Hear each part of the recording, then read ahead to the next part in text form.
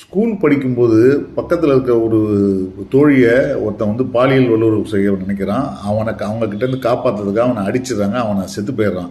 ஆனால் பாதிக்கப்பட்ட பெண் வந்து தனக்கு இந்த மாதிரி நடந்ததாக ஒத்துக்காததுனால இந்த பொண்ணு கொலை செய்துட்டான்னு சொல்லிட்டு பள்ளியில் இருக்கும்போது அந்த பெண்ணை வந்து ஜெயிலில் போட்டுறாங்க. 15 வருஷம் ஜெயிலில், 10 வருஷம் முடிஞ்சு 5 வருஷம் பரோலில் வரும்போது தனக்கான வாழ்க்கையை செட் பண்ணுங்க நெசசிட்டி வரும்போது என்ன பண்ணுறதுன்னு தெரியாமல் பரோலில் சுற்றிட்டு இருக்கும்போது ஒரு வேலை கிடைக்குது. ஒரு வீட்டுக்கு ஹவுஸ் மேடாக வேணும்னு சொல்லிட்டு அந்த ஹவுஸ் மேடாக போகிறதுக்காக அந்த வீட்டுக்குள்ளே போகிறாங்க. போனதுக்கப்புறம் நடக்கக்கூடிய சம்பவங்கள் வந்து ரொம்ப வியர்டாக இருக்குது. அதுவும் குறிப்பாக அந்த ஹவுஸ் மேட் ஓனர் இருக்காங்க இல்லையா, அந்த அம்மா பண்ணுற விஷயங்கள் வந்து பயங்கர வேடாக இருக்குது.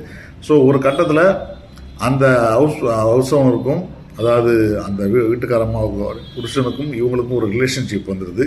இதுக்கப்புறம் என்ன நடக்குதுன்றது தான் கதை. இது வரைக்கும் நீங்கள் பார்த்த கதைகளில் இவங்க தான் வில்லன், இவங்க தான் வில்லி அப்படின்னு ஒரு விஷயத்தை நடிச்சிட்டு இருக்கோம் இல்லையா, அது அப்படியே வந்து ஒரு இடத்துல வந்து உல்ட்டா ஆகுது. உல்ட்டா ஆனதுக்கப்புறம் நடக்கக்கூடிய சம்பவங்கள் வந்து செம சுவாரஸ்யமாக இருக்குது. இது ஒரு நாவல் அடிப்படையாக எடுக்கப்பட்ட படம் அது. இதில் முக்கியமான விஷயம் என்னென்னா, நாவலில் சில விஷயங்கள் கதை சொல்லும்போது நம்ம ஆன் த ஃப்ளோவில் வந்து எழுத்தாளர் வந்து டைரெக்டாக வந்து கதை சொல்லுவாங்க.